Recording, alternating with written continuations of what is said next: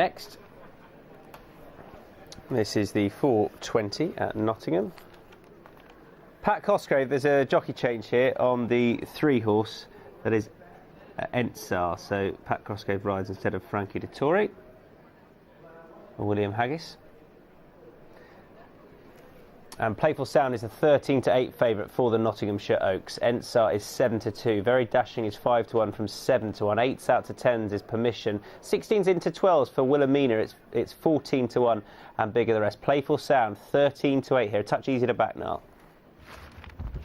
Yeah, after being well supported this morning, just easing out on track. 11 date out to 13 date. Won a handicap on Guineas Day for Sir Michael Stout. Ryan Moore on board this afternoon.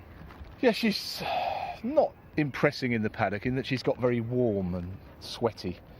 She did the business in good style, in brave style over 9 furlongs on a comeback run at Newmarket, and thus putting behind her the rather disappointing effort in listed company at the back end over 10 furlongs of the Rowley Mile.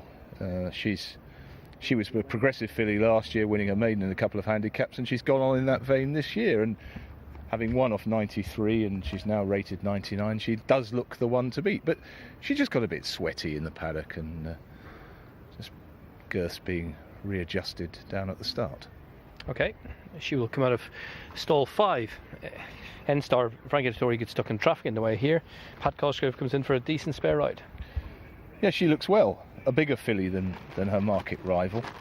And although she's just got a little bit warm down the neck, she hasn't been seen since a good effort in the listed company at Doncaster last back end on faster ground, and she goes on soft ground and on the all-weather as well. Stable in decent enough form. She ought to give her running, and that would give her a sound chance. We spoke at the top of the show, and you were saying you were quite keen on Very Dashing. She left a good yard. She's gone to a yard they do well with fillies, but the mark of 96. Yeah, she's come back off a break, and it looks like it as well. She's not the biggest filly, but she's just looking in need of the run, I felt, and she had her tongue lolling in the paddock, which is something I don't particularly like. I don't think necessarily makes any difference. There she is in the Helena Springfield spots. But she was looked a fair filly in the making last year, and her change of stable heralded probably a better run first time out, having just sat in front. She couldn't shake off very horse, particularly with a good turn of foot, horses like Sovereign Debt and Absolute Blast. Sovereign Debt's gone on to win some decent races since.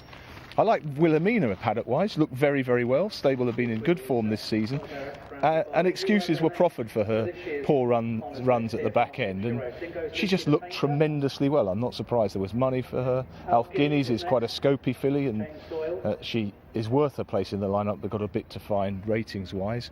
Lucy the Painter may not stay. She was tried over 10 furlongs in France and appeared not to get the trip, although her trainer Edgar Giles was adamant in the paper this morning that she would get this 10 furlongs. Sing Your Song, a little bit of a class divide to bridge, but she was also getting a bit warm. The last one goes forward, the feature race. Nottinghamshire Oaks coming up, 10 furlongs a trip. Wilhelmina is in. Ready?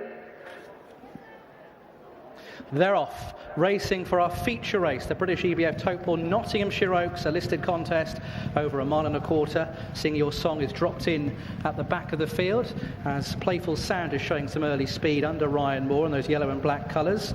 Wilhelmina runs wider on the track in the pink and checks, vying for the overall lead. Ensar's in behind with towards the rail, Very Dashing, black with the white spots. Quite keen is Alf Guineas in the blue colours out wide on the course, probably seeking some cover, so seeing plenty of daylight. Towards the rail is Lucy the Painter and Harry Bentley with the yellow cap. Permission follows these, black with the white crossbelts, also looking to try and settle down as they head through the first 3 furlongs.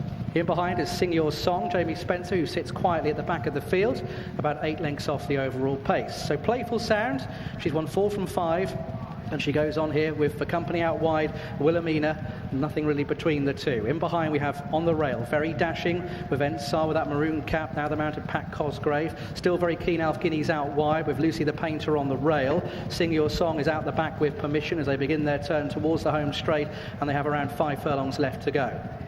Playful Sound leads by half a length to Wilhelmina. Then tracking the leader is Very Dashing and Fran Berry, being followed by Ensar. Alf Guineas with the blue colours is out to the left. Then on the far side being ridden is Lucy the Painter. Sing Your Song and Permission are still ridden patiently at the back of the field. So heading down the home straight inside the final 4 furlongs.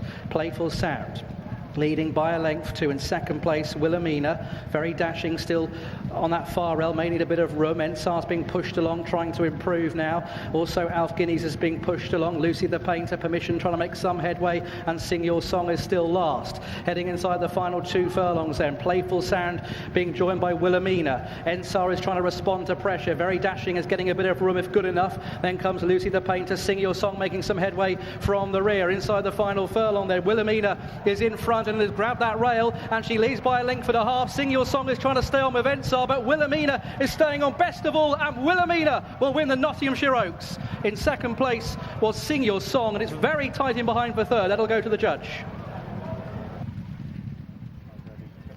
Wilhelmina wins for Martin Meade and Andrea Atzini at 11-1. Eddie's paddock pick. Second was number 8, Sing Your Song, for David Simcock and Jamie Spencer. And I think it was Ensar who held on for third for William Haggis and Frankie Dettori. Well done. Yeah, well, Andrea Atzini had a troubled journey here, but he made it in time to ride this filly. Next time he'd have to get a lift in Freddie Meade's helicopter, won't he? The assistant trainer to his father has come in the chopper today, and looks like he's chopped it off with a filly who's come right back to her very best. She's just lasted from the more patiently ridden Sing Your Song. Ensar had a go at her up the home straight, couldn't quite get there so initially, but she just got slightly hampered as Sing Your Song came flying past her, and she's kept on again near the line. So her trainer said she would stay, and she probably has. It was just a better race than she's as good a race as she's ever run in, I think, and she's just got a tap for a bit of toe, if anything. And connections of the winner possibly with the sun out would have been hoping that the moisture stayed in the ground. Yeah, she goes well on softer ground, doesn't she? The ground is good for the most part, and she hadn't got form on Good to Firm last year, but it looked as though, first of all, they gave the excuse that she didn't like the ground at Haydock, and then when asked about that, when running on Good to Firm next time, then the trainer said that there was a bit of a bug in the yard, and he thinks that might have been the reason she ran badly. So she clearly acted on the ground today. She's not a big filly, but she looked super fit and has done the business. Okay, let's get the SPs once again with Tom. Yeah, thanks. Now Wilhelmina then, making her way back in. Daughter of Zoffany for Martin Meade and Andrea Atzini. Saw Freddie Meade there, the other side, getting the debrief. 11-1, the winner, Wilhelmina, of the Nottinghamshire Oaks. Sing Your Song was a flying second at 16-1. Ensar was third at 7-2. 1 length the winning distance. 8 ran in the Nottinghamshire Oaks. Let's have a look at the winning time.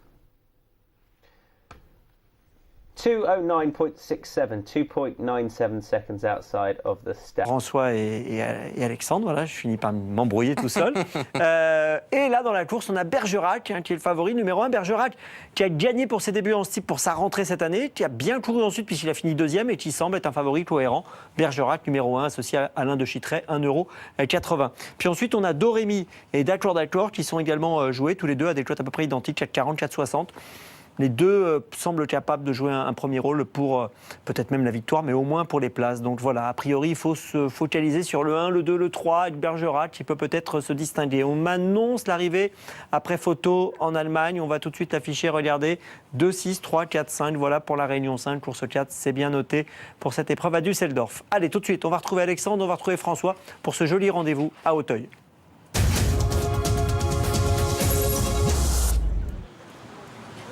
Oui, c'est le prix James Hennessy et vous voyez Silizzi Kelly qui a remporté tout à l'heure la 3e course du programme grâce à Diamant Bleu. Elle vient de se mettre en selle donc sur ce numéro 6 d'Impierre J, qui est le moins expérimenté du lot. Il n'a couru qu'une seule fois en steeple.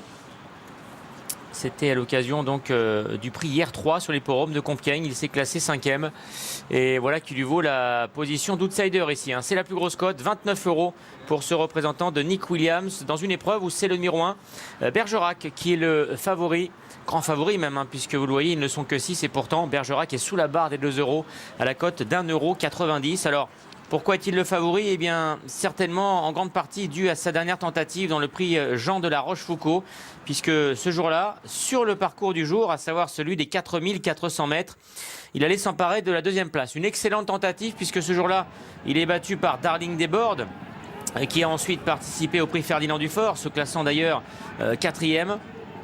Et vous voyez que Bergerac, hein, pour sauter la dernière haie, eh bien, était presque aux côtés de Darling Desbordes, qui va ensuite se détacher très facilement pour finir.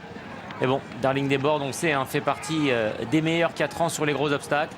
Bergerac n'avait pas à rougir de cette défaite. Lui qui était certainement un peu en dessous des meilleurs en haie, 5e du FIF Relais l'an passé, eh bien, a montré qu'en steeple, hein, son début de carrière était très bon. Écoutons maintenant son entraîneur, Guy Chérel, puisqu'il a remporté l'épreuve d'ouverture et pourrait bien ici réaliser un doublé. Comment va Bergerac ? Il va bien, il est toujours en forme. Il avait fait une vraie course la dernière fois. Là, je lui ai laissé le temps de se reposer, et de reprendre du poil de la bête. Et là, il est à nouveau bien. Et moi, j'espère que ça va aller, qu'il ne va pas faire de bêtises sur l'obstacle. Il est pas très économique dans un parcours. Il roule. Hein. Voilà, faut pas qu'il fasse de bêtises. En obstacle, faut pas faire de bêtises. C'est un super engagement ou c'est un bon engagement ? Oui, bon, c'est un bon engagement, mais enfin il y a quelques chevaux qui ne sont pas hors d'affaire dans cette course-là. C'est des chevaux sérieux, ils sont toujours à l'arrivée. Après, c'est une question de parcours et de ne pas faire de bêtises. Entendu, mais c'est une liste prenable. Ah oui, j'espère, mais bon, encore une fois, il n'y a jamais rien de gagné d'avance. Il n'y a qu'à l'usage qu'on voit. Allez, la l'essai. Avec ici le numéro 6 qui est commandé hein, par Lizzie Kelly d'un Pierre J.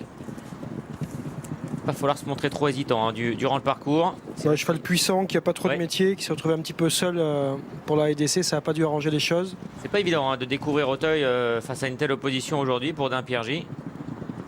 Ludosol est d'accord. Donc James Révelé remplace Arnaud Duchesne. Hein. Oui, c'est vrai, faites bien de le signaler François. Et effectivement, Arnaud Duchesne qui se plaignait du pied tout à l'heure après sa chute avec Coquille Môme à la rivière du 8. Exact. Alors Ludosol, François, on la voit ici à droite de l'écran. Elle revient à Auteuil et on sait que la dernière fois, ça s'est mal passé. Puisqu'elle est restée au poteau, elle s'est cabrée, ouais, elle s'est braquée, elle s'est fâchée. Alors c'était le départ des 3005. Oui. J'étais présent ce jour-là au rond, il n'y avait pas de signe avant-coureur. Je crois que c'est un coup de pas de chance. J'ai pas l'impression que la jument s'amuse à faire ça souvent. Alors elle part au même endroit, simplement que c'est pas dans le même sens. 3005, les concurrents partent vers la gauche quand on est dans les tribunes. Là, 4004, on part vers la droite. Vers le Parc des Princes. Mais cela dit, ça peut avoir son importance parce que je pense qu'ils vont arriver et partir dans la foulée en mouvement. Ouais, mais je vous dis, je pense que c'était un coup de pas de chance l'autre jour. Je pense pas que ce soit une jument qui s'amuse à faire ça. Elle est repartie depuis, elle a recouru. Hein. Oui, c'était à Compiègne. À Compiègne, exactement. Battue par Pearly Flight. Elle est tombée sur un os ce jour-là. Exactement. Et bon, sur cette ligne-là, je parle sur cette ligne-là, oui. Elle ne peut pas gagner à mon avis. Elle va se placer, mais elle ne peut pas gagner. Ça risque de ne pas suffire, c'est vrai. Alors cela dit, elle ne gagne jamais. Et souvent là, en steeple, mais elle n'a encore jamais gagné. 7 places en 11 sorties, c'est vrai. Elle est régulière, elle est polyvalente. Ah oui, jusque là, c'est une macaire, mais elle n'a pas passé le poteau en tête. Ça doit être assez rare hein, dans l'écurie d'avoir des chevaux à la fin du mois de mai comme ça qui n'ont pas passé le poteau en tête, mais bon, ça arrive. Cela dit, elle gagne son avoine quand même. Bon, je peux me tromper, mais... C'est bien possible parce que Tavera n'a pas réellement confirmé ses débuts, mais elle peut... L'engagement est plus simple. Alors, quand je dis ses débuts, c'est qu'elle a débuté en steeple en s'imposant au début du mois d'avril à Compiègne. En dominant Ludo. Hop, si elle pouvait revenir au trot, ça serait impeccable. Voilà, Kevin Navet la met entre les chevaux. Oui, il a raison. Dans la nasse, elle aura moins de possibilités de... Et ils partent lancer. C'est bien parti pour Ludosol d'ailleurs dans cette épreuve. C'est parti pour le prix James Hennessy. Une liste qui s'adresse aux 4 ans sur le steeple chase. 4400 mètres à parcourir et c'est le grand favori de la course, le numéro 1, Bergerac, qui prend d'ores et déjà la direction des opérations pour franchir la première haie. C'est l'œil du pavillon. En deuxième position se trouvent les 2 pouliches de Guillaume Macaire, à savoir D'accord, le numéro 3 qui est côté corde. À son extérieur se trouve le 5 Ludosol. Dorémy, le numéro 2, patiente en 4e position devant d'un Pierre J, le numéro 6, monté par Lizzie Kelly. Et en dernière position se trouve le 4, Tavera. Bergerac, le favori qui a toujours le meilleur. Devant D'accord, le numéro 3. Dorémy est en 3e position. Ludosol est à présent 4e. D'un Pierre J, le numéro 6, le concurrent britannique présenté par Nick Williams, vient à l'extérieur pour franchir maintenant la butte. Et en dernière position, patiente toujours le 4, Tavera. Le favori Bergerac a toujours les commandes de la course, monté par Alain de Chitray. Dans son sillage galope le numéro 3, d'accord, monté par James Revelet, remplacement d'Arnaud Duchesne. Direction maintenant la rivière du 8, les jockeys ont mis le clignotant à gauche. Le numéro 2, Dorémy, est en 3e position. Devant le 8, Dampierre J. Ludosol a rétrogradé en avant-dernière position. Devant le 4, Tavera. La rivière du 8, c'est bien passé pour l'ensemble des concurrents. Une allure assez régulière et du coup le peloton qui a tendance à s'étirer à présent, toujours sous l'impulsion du numéro 1, Bergerac. D'accord, le numéro 3 suit la progression du favori devant Dorémy. Lidzekili a maintenant rapproché le numéro 6, Dampierre J, en 4e position. Ludosol est toujours à l'arrière devant une autre pouliche, c'est le numéro 4, Tavera, qui patiente au dernier rang, monté par Morgan Regueraz. Le Bullfinch, avec un saut légèrement sur sa droite de Bergerac, le favori qui reprend néanmoins l'avantage maintenant et qui revient à côté corde pour aborder maintenant le tournant de Passy. D'accord est dans son sillage. Devant le numéro 6, Dampierre J. Dorémy, le numéro 2, qui est à l'extérieur et qui revient avec beaucoup de ressources, semble-t-il, prendre la 3e place. Tavera, le numéro 4, a maintenant quitté la dernière position, la laissant au numéro 5, Ludosol. La double barrière avec le favori qui contrôle toujours la course, Célas, Bergerac. Dorémy, le numéro 2, qui fait les bras à son partenaire, est en 2e position à présent à la hauteur du numéro 3, d'accord. Dampierre J, le numéro 6, est 4e devant Tavera. Et Ludosol, donc le numéro 5, qui est à présent en dernière position. Il passe devant les tribunes, direction à présent la rivière, avec toujours Bergerac, le numéro 1, qui anime cette épreuve. Devant le 3, d'accord. Dorémy est toujours à sa hauteur. Tavera vient ensuite, le numéro 4, devant Dampierre J et Ludosol. Pas de problème pour les concurrents de tête. En revanche, Dampierre J, le numéro 6, s'est montré hésitant et a perdu quelques longueurs sur le numéro 4, Tavera. Lidzekili va maintenant tenter de combler l'écart. Et devant, et c'est d'accord, le numéro 3 qui vient maintenant à l'intérieur du favori Bergerac, qui a commis une petite faute sur ce franchissement de la haie du pavillon. Et il laisse du coup l'avantage au numéro 3, d'accord. Dorémy, le numéro 2, est 3e. Devant Tavera, Dampierre J, le numéro 6, qui se relance après son hésitation à la rivière. Et en dernière position, le numéro 5, Ludosol. Les concurrents se dirigent maintenant vers la piste intérieure des steeplechase. Et le numéro 3, d'accord, a donc pris le relais en tête. Devant l'As, Bergerac, le favori qui est devant le numéro 2, Dorémy. Tavera qui vient maintenant en 4e position. Ludosol est un peu plus loin. Et Dampierre J, le numéro 6, maintenant qui perd le contact et qui semble battu. Le Brook. Pas de problème pour d'accord, le numéro 3 qui allonge chez Foulé en tête et qui compte maintenant 7-8 longueurs d'avance sur le peloton pour aller franchir le gros Open Ditch. D'accord, le numéro 3 qui possède toujours plusieurs longueurs d'avance sur le favori, le numéro 1, Bergerac. En 3e position revient maintenant le 4, Tavera, à la hauteur du numéro 2, Dorémy. Ludosol est en avant-dernière position devant Dampierre J, le numéro 6. Qui vient de franchir le mur, mais a maintenant une trentaine de longueurs du peloton. La dernière difficulté de la ligne d'en face avec d'accord, le numéro 3 qui a toujours le meilleur. Oula, qui commet une grosse faute et qui chute. Et qui emmène dans sa chute d'ailleurs le favori Las Bergerac. Coup de théâtre avant le tournant final. Et sachez que le numéro 6 Dampierre J a été arrêté. Ils ne sont plus que 3 en course. Avec Tavera, le numéro 4 qui a donc le meilleur. Dorémy qui est en 2e position. Ludosol, le numéro 5, qui est 3e et qui tente de revenir. Et Dampierre J qui a repris le parcours, le numéro 6. Mais à nette distance des 3 premiers, la double barrière. Tavera, le numéro 4, qui a le meilleur. Devant Dorémy qui accuse à la réception et qui chute à son tour. Ils ne sont plus que 2 maintenant pour lutter pour la victoire. Tavera, le numéro 4, qui a facilement le meilleur devant Ludosol. Le numéro 5, qui vont franchir tous les deux la dernière haie. Faute de Ludosol, mais qui conserve néanmoins facilement la 2e place puisque les autres ont chuté, avec le 4 Tavera qui se détache très facilement à l'arrivée de ce prix. James Hennessy, riche en rebondissements et qui va s'imposer facilement. Tavera, le numéro 4, qui renoue aujourd'hui avec le succès, l'entraînement de Dominique Bressou. La monte de Morgan Regueraz, la Kazakh de la famille Devin. La 2e place en net retrait pour le 5 Ludosol qui est ralenti au passage du Boto par Kevin Nabé. Et à très nette distance, c'est le numéro 6, Dampierre J, qui conclura au 3e rang puisque Lidzekili vient d'assurer le saut de la dernière haie. Arrivée chiffrée 4, 5, Et 6, victoire de Tavera, le numéro 4, qui gagne seul, c'est le cas de dire ou presque.